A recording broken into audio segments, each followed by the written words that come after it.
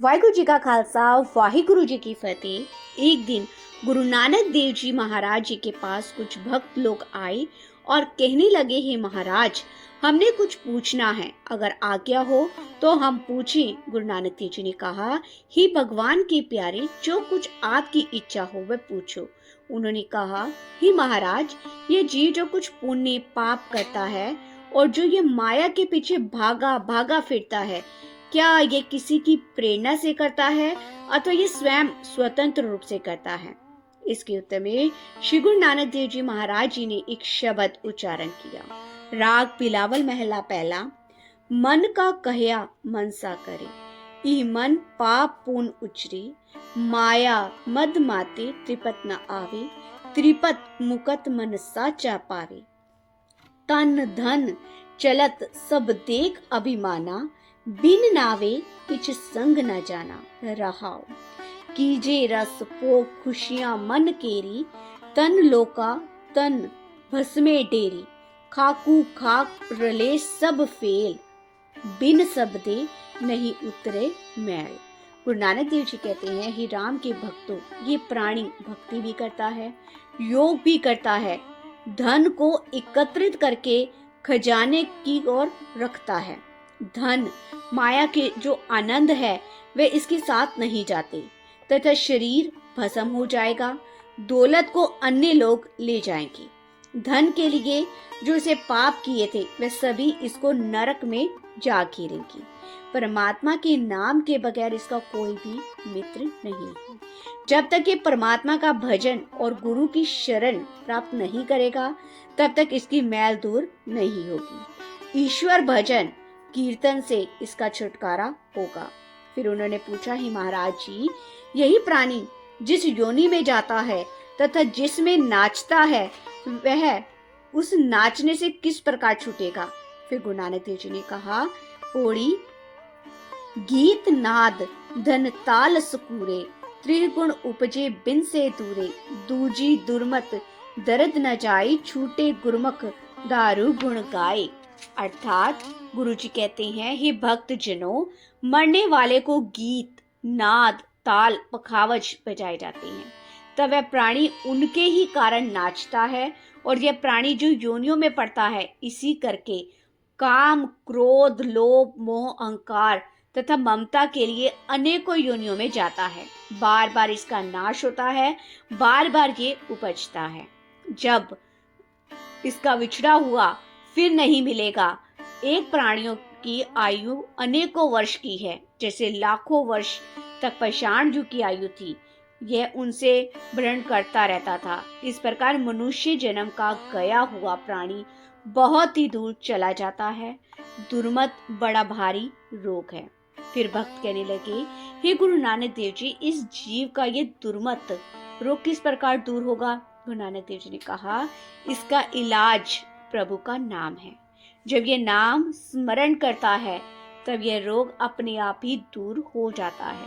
फिर उन भक्तों ने कहा, हे गुरु नानक देव जी, वैष्णव कहलाते हैं तथा एक तपस्वी एक पंडित कहलाते हैं और एक जोनी आदि कहलाते हैं, इनमें उत्तम कौन है? फिर गुरु नानक देव जी ने पौड़ी कही, धोती उज्जल तिलक गलमाला, अंतर क्रोध पढ़ी नटसाला, नाम विसार माया मद पिया, बिन गुरु भगत नहीं सुखतिया। गुरु नानक देव जी कहते हैं, हे भक्तों, ये सभी नट की विद्या है।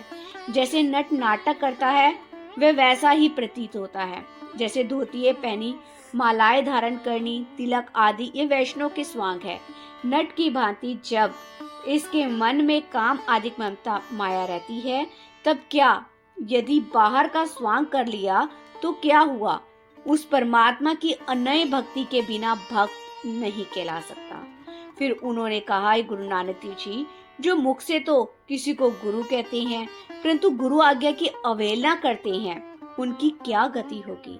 फिर गुरु नानक देव जी ने शब्द का उच्चारण किया, सूकर श्वान गर्दम बंजारा, पशु मलेश नीच चंडारा, गुरते मो फेरे तिन जोन पगोइये, बंधन बाधिया मर आइए जाइए। अर्थात गुरु जी कहते हैं, जो गुरु जी की आज्ञा नहीं मानते वे प्राणी सूर चंडाल कोआ कुत्ता आदि योनियों में जाती हैं अन्य बहुत से पशु योनियों में जाते हैं, उनमें जाएंगे तथा भूत प्रेतादिक बनेंगे। ये सभी योनियां निषिद्ध मानी गई हैं। गुरु की अवहेलना से यही योनियां प्राप्त होती है। फिर उन लोगों ने दोबारा कहा, हे महाराज जी, जो सतगुरु को प्राप्त करके सदैव उनके सन्मुख रहते हैं, उनकी क्या गति होगी? कृपया यह भी बता दो। फिर गुरु नानक देव जी ने आगे एक और पौड़ी का उच्चारण किया, गुर सेवाते लहे पधारत, हृदय सदा रहे कितारत, सच्ची दरगाह पूछ न होई, माने हुक्म सीजे दरसोई। गुरु नानक देव जी कहते हैं, भगवान भक्तों, जो प्राणी उस परमात्मा की भक्ति तन मन धन लगा कर करते हैं, उसका ये जन्म सफल होगा। जो प्रेम रूपी उत्तम पदार्थ है उसको मिलेगा। उस परमेश्वर की कृपा से उसका अंतर आत्मा भी परम पवित्र हो जाएगा तथा मुक्त धाम में उसको कोई रुकावट नहीं होगी।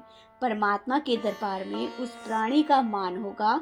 हे भक्तों, उस परमार्थ में वही जाएंगे जिन्होंने उस भगवान के नाम को स्मरण किया है। फिर उन्होंने कहा, महाराज जी, जो उस परम पुरुष को जानना चाहे तो वह कौन सा यत्न करे? गुरु नानक देव जी महाराज जी ने एक पौड़ी का उच्चारण किया, सदगुरु मिले तत् को जाने, रहे रजाई हुक्म पछाणे सच्चे दरवास, काल बिकाल सबद पय नास। अर्थात गुरु नानक देव जी ने फरमाया, हे मित्रों, ये प्राणी पहले गुरु जी के बताए मार्ग पर चलकर उस पर परमात्मा की पहचान करे, सुख दुखाद द्वंद्वों को एक समान जाने, तब इस जीव को उसका प्रसाद प्राप्त होता है। फिर वह बोले, ही महाराज, जो प्राणी गृहस्थ आश्रम में रहकर परमेश्वर की सेवा करता है, उसे किस प्रकार करना उचित है?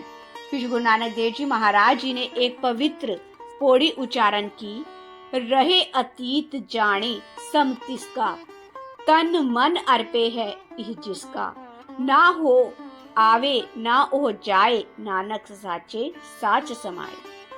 अर्थात गुरु नानक देव जी फरमाने लगे, हे मित्र, गृहस्थी को उचित है कि वह गृहस्थ में इस प्रकार रहे जैसे कोई अतीत आलसी बैठ जाता है। उसे प्रथम दिन यह ज्ञान होता है कि मेरा इस नगरी में कोई भी नहीं है, एक परमेश्वर ही मेरा है, बाकी सभी दूसरे हैं मेरे, और ये नगरी भी दूसरों की है। मैं तो एक निराश हूँ, सिवाय उसके और मेरा कोई भी नहीं है, तथा मैं तो उस परमात्मा का हूँ। यदि कोई ईश्वर अर्पण रोटी देगा तो मैं खाऊंगा, नहीं तो ये रात्रि स्वयं व्यय हो जाएगी। इस प्रकार गृहस्थी को जानना चाहिए, अर्थात धन दारा सूत तथा अन्न वस्तु सभी परमात्मा को जाने। ऐसा गृहस्थी मोक्ष प्राप्त करता है। तब सभी गुरु जी के चरणों पर गिर पड़े और स्तुति करने लगे। गुरु नानक देव जी ने कहा, ईश्वर स्मरण करो। फिर वह शिष्य हो गए। धन्य गुरु नानक देव जी महाराज, धन्य गुरु नानक देव जी महाराज। वाहिगुरु जी का खालसा, वाहिगुरु जी की फतेह।